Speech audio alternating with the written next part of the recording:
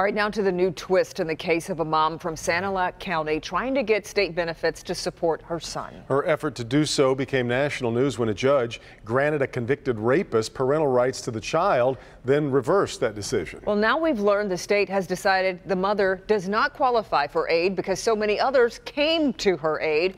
Paula Tutman is live with a look at how GoFundMe became somewhat of a double-edged sword here in this case. Paula.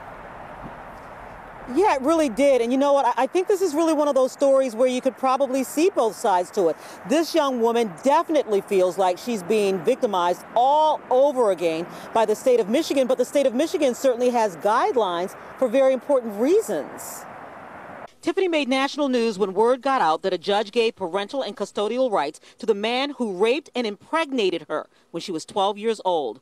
He gets off parole in July of next year, and after that there is not a no contact order anymore. After our story aired and we revealed that the prosecutor had neglected to inform the judge of the past criminal activity of the biological father, the custodial agreement was reversed and Christopher Mirasolo was ordered to pay child support. He also agreed not to proactively seek contact with the mother or the child. But after our story aired, he says he lost his job, and she says he hasn't paid a cent. I don't use the state. I needed help. I was 12 years old when I was raped. I was 13 when I had my son. I had to drop out of school.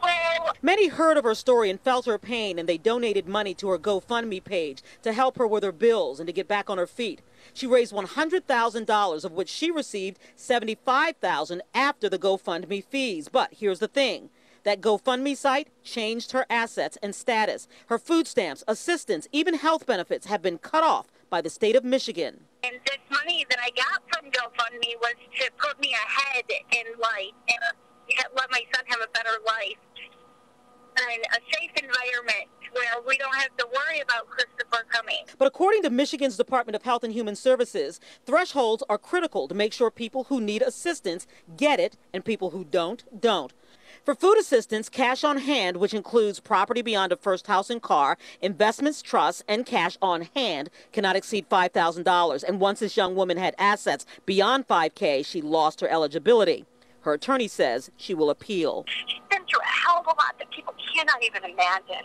And now she's been cut off from state aid because finally some people decided to bless her so she could get a roof over her head. Yeah, so this is what happens next. There is a 12-month review with the state. They'll take a look at her assets.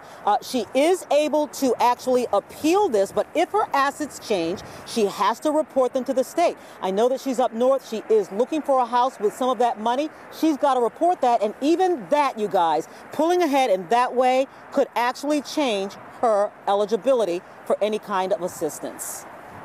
Just wild. It really is. Wild. What a twist in the case. All right, Paula.